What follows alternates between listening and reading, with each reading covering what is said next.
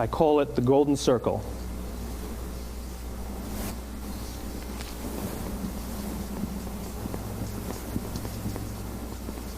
Why, how, what? This little idea explains why some organizations and some leaders are able to inspire where others aren't. Let me define the terms really quickly. Every single person, every single organization on the planet knows what they do, 100%. Some know how they do it, whether you call it your differentiating value proposition or your proprietary process or your USP. But very, very few people or organizations know why they do what they do. And by why, I don't mean to make a profit. That's a result. It's always a result. By why, I mean what's your purpose? What's your cause? What's your belief? Why does your organization exist? Why do you get out of bed in the morning? And why should anyone care? Well, as a result, the way we think, the way we act, the way we communicate is from the outside in. It's obvious. We go from the clearest thing to the fuzziest thing. But the inspired leaders and the inspired organizations, regardless of their size, regardless of their industry, all think, act, and communicate from the inside out. Let me give you an example. I use Apple because they're easy to understand and everybody gets it. If Apple were like everyone else, a marketing message from them might sound like this. We make great computers. They're beautifully designed, simple to use, and user-friendly. Want to buy one? Meh.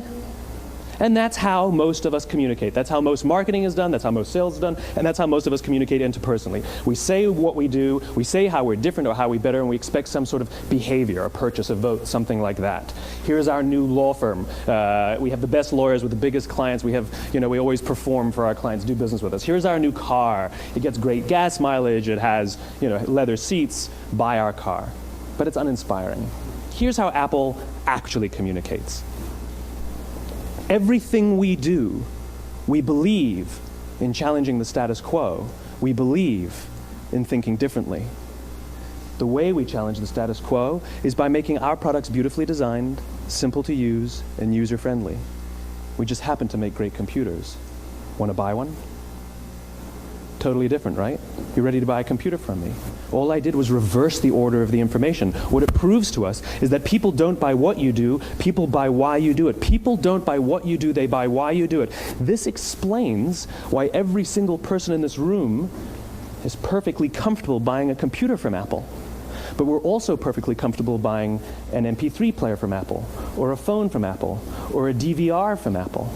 But as I said before, Apple's just a computer company. There's nothing that distinguishes them structurally from any of their competitors. Their competitors are all equally qualified to make all of these products. In fact, they tried. A few years ago, Gateway came out with flat-screen TVs. They're eminently qualified to make flat-screen TVs. They've been making flat-screen monitors for years. Nobody bought one. And Dell came out with MP3 players and PDAs. And they make great quality products, and they can make perfectly well-designed products, and nobody bought one. In fact, talking about it now, we can't even imagine buying an MP3 player from Dell. Why would you buy an MP3 player from a computer company? But we do it every day. People don't buy what you do, they buy why you do it. When we communicate from the outside in, yes, people can understand vast amounts of complicated information like features and benefits and facts and figures. It just doesn't drive behavior.